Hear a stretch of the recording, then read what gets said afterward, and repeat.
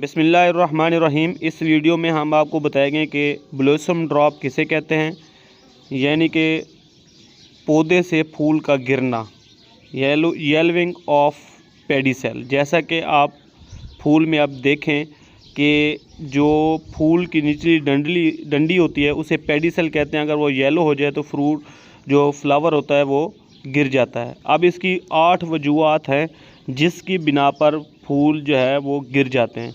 सबसे पहली वजह ये है कि लो और हाई टेम्परेचर, यानी कि ज़्यादा और कम टेम्परेचर ज़्यादा अरसे के लिए रहे तो फूल गिरना शुरू हो जाते हैं।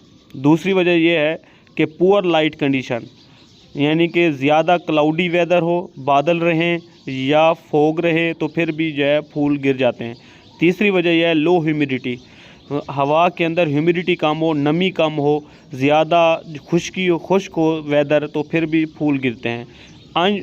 चौथी अनयूजुअल हाई फ्रूट लोड, अगर एक पौधे के ऊपर ज़्यादा लोड है फ्रूट का तो फिर भी जो है वो फ्लावर गिरते हैं।